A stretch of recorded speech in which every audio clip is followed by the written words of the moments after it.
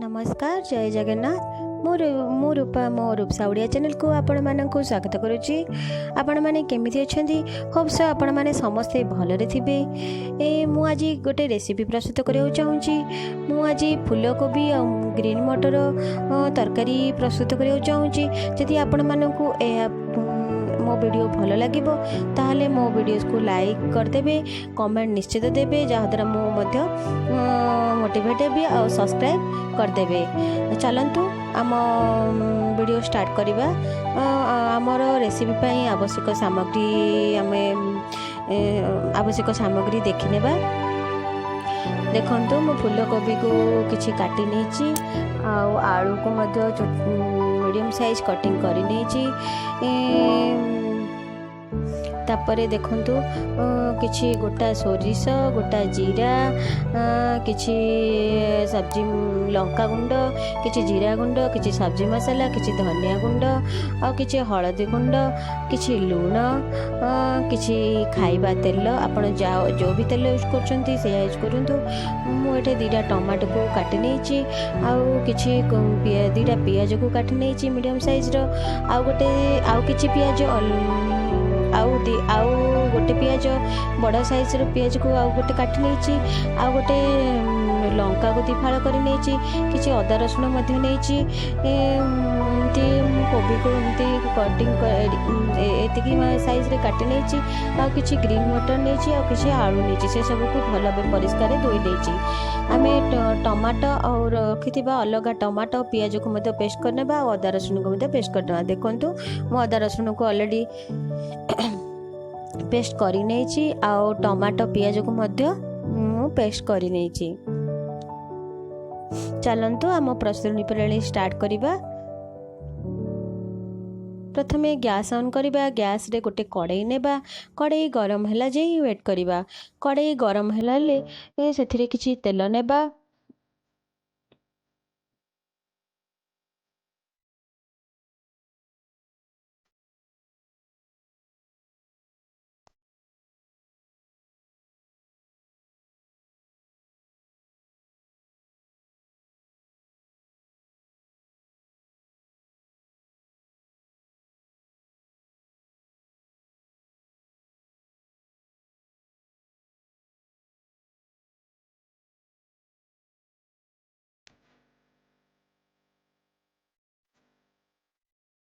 Friends मो video को starting रू एंड जाए देखंतु। लास्ट जाए देखिले ही आपण जानि परिबे तार प्रस्तुति प्रणाली एवं आपण मध्ये निजे या करिकी निजे बनै परिबे। जमारो स्किप करंतु नै मो वीडियोस को।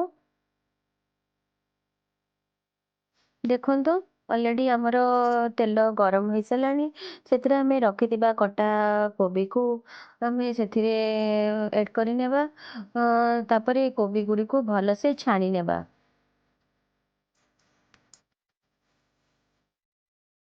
देखंतु कोबी हमरो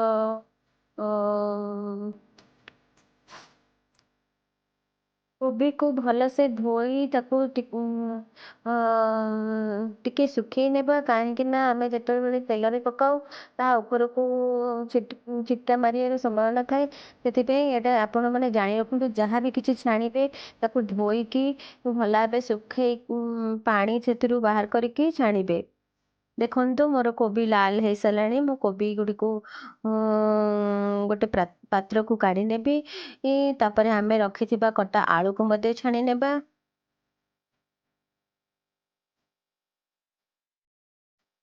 फ्रेंड्स ये सबू छाणीला बेले टिके सतर्कता अवलंबन करेंगे। नहेले आपण ऊपर को से तेल पड़िबार संभावना थाए।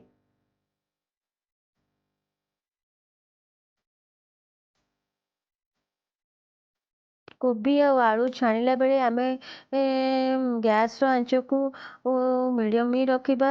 जमारू एथिरे अधिका जाल करबानी। करबा द्वारा हमर आलू और कोबी पोड़ी जिबार संभावना थाए। मु एथिरे मीडियम जाल रखिछि। मीडियम जाल रे ही मु याको छाणी दउछि। देखो फ्रेंड्स मु केते कम तेल रे ए सब को छाणुछि।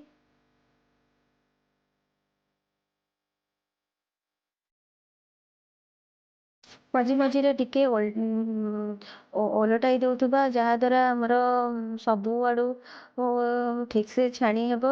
ଦେଖନ୍ତୁ ଫ୍ରେଣ୍ଡସ୍, ମୋର ଆଳୁ ମଧ୍ୟ ଛାଣି ହୋଇସାରିଛି। ମୁଁ ସେଇ ଆଳୁକୁ ବି ଗୋଟେ ପାତ୍ରକୁ କାଢ଼ି ନେଉଛି।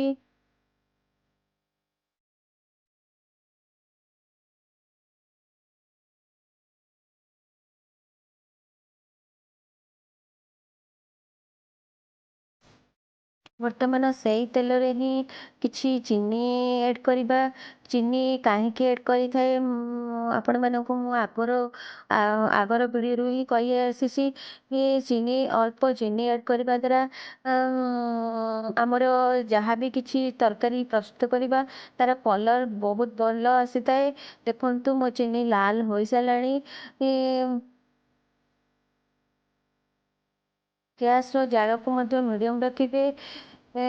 ତାପରେ ଆମେ ଗୋଟା ସୋରିଷକୁ ଆଡ଼୍ କରିବା। ମୁଁ ଏଥିରେ ହାଫ୍ ଟି ସ୍ପୁନ୍ ସୋରିଷ ଆଡ଼୍ କରୁଛି। ତାପରେ ଆମେ ଗୋଟା ଜିରାକୁ ଆଡ଼୍ କରିବା। ହାଫ୍ ଟି ସ୍ପୁନ୍ ଗୋଟା ଜିରା ଆଡ଼୍ କରୁଛି। ତାପରେ ଆମେ ଡାଲଚିନି ଆଡ଼୍ କରିବା। କିଛି ଡାଲଚିନି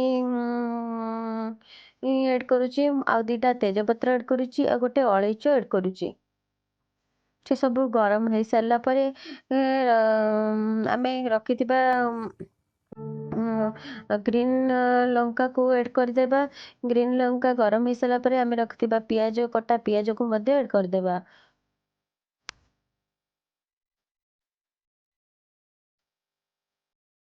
ପିଆଜ ଲାଲ ହେଲା ଯାଏ ଆମେ ଘାଣ୍ଟି ନେବା।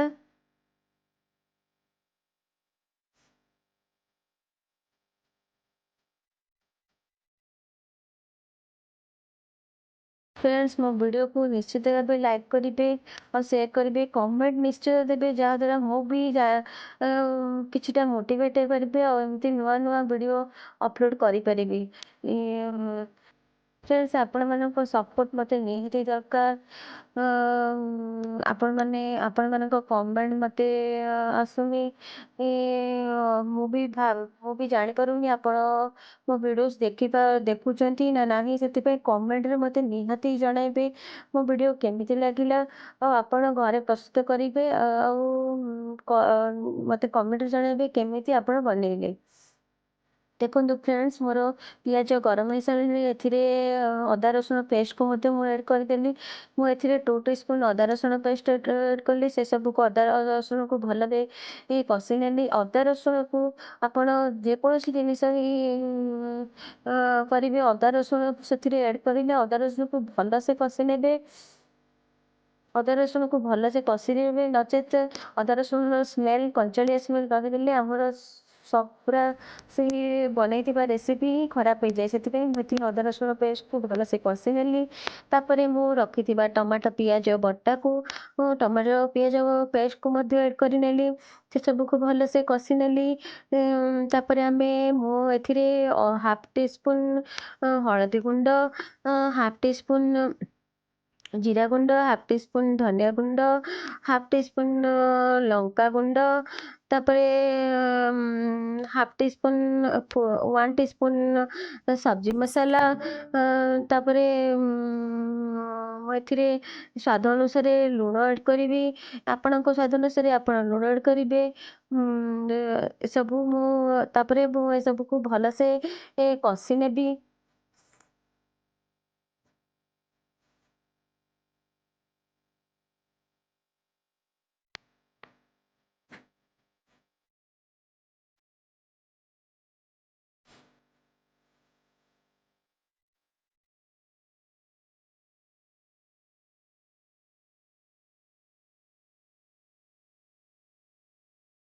ଆପଣଙ୍କ କ୍ୱାଣ୍ଟିଟିର ସ୍ୱାଦ ଅନୁସାରେ ଆପଣ ଯେତିକି ଲୁଣ ଆଡ଼୍ କରିବେ।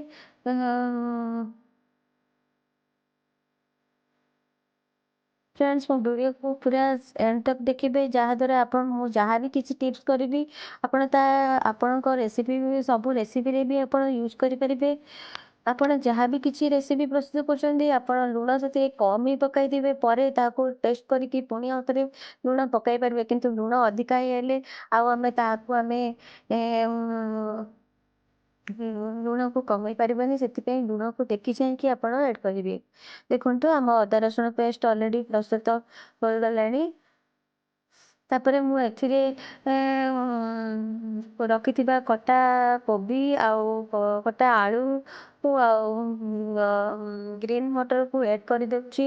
ସେସବୁକୁ ଭଲସେ କଷି ନେଉଛି। ତାପରେ ଦେଖନ୍ତୁ ପ୍ରାୟତଃ 4ରୁ 5 ମିନିଟ୍ ଭିତରେ ତାହା କଷି ହୋଇଯାଏ ଏବଂ ତା'ର ମସଲା ମଧ୍ୟ ଅବଜର୍ଭ କରିନିଏ। ଅଲରେଡ଼ି ମୋର 4ରୁ 5 ମିନିଟ୍ ହୋଇଗଲାଣି। ସେଥିରେ ମୁଁ ଗରମ ପାଣି ଆଡ଼୍ କରୁଛି।